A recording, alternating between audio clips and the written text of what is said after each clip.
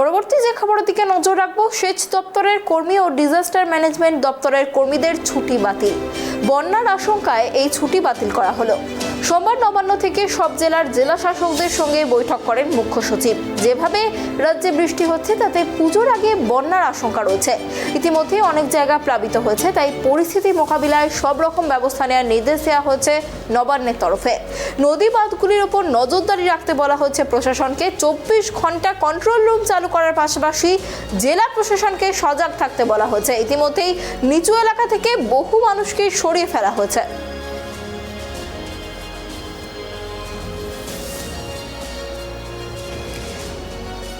এই বিষয়ে আরো বিস্তারিত কথা বলবো। আমাদের সঙ্গে ফোন কলে রয়েছেন আমাদের প্রতিনিধি রাজীব।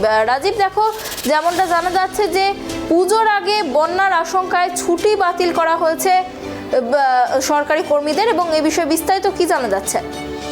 দেখো, প্রথমেই বলি যে আগামীকাল পর্যন্ত রাজ্যে প্রবল বৃষ্টির সম্ভাবনা, যেটা আবহাওয়া দপ্তর জানিয়েছে, এবং তার পরিপ্রেক্ষিতে আজকে নবান্নে থেকে মুখ্য সচিব তিনি মূলত 7টা জেলার জেলা শাসকদের সঙ্গে বৈঠক করেন। যেটা হচ্ছে পশ্চিম বর্ধমান, পূর্ব বর্ধমান, পশ্চিম মেদিনীপুর, পূর্ব মেদিনীপুর, বাঁকুড়া, বীরভূম এবং হুগলি ও হাওড়া। এই 7টি জেলার জেলা শাসকদের সঙ্গে তিনি কিছুক্ষণ আগেই বৈঠক করেছেন। সেই বৈঠকে তিনি জানিয়েছেন যে এই অঞ্চল দিয়ে যেন ডিবিসি জল ছাড়ার ফলে কিন্তু বন্যার আশঙ্কা রয়েছে।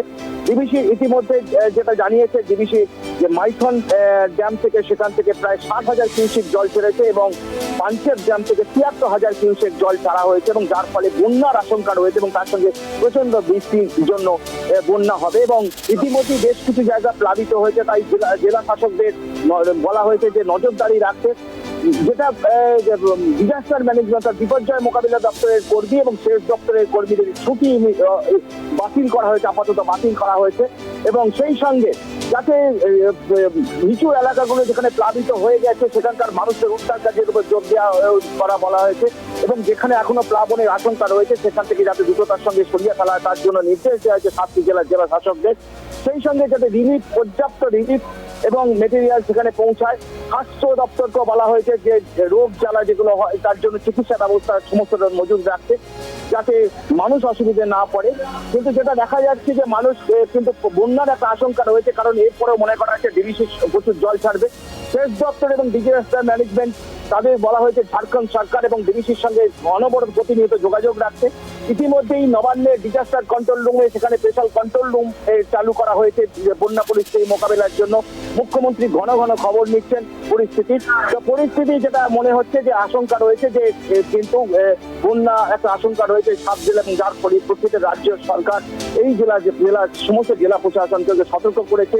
নদী বাঁধগুলোর উপর নজরদারি বাড়াতে বলা হয়েছে, এবং সেই সঙ্গে সমস্ত রকম পরিস্থিতি মোকাবিলার জন্য তৈরি থাকতে বলা হয়েছে।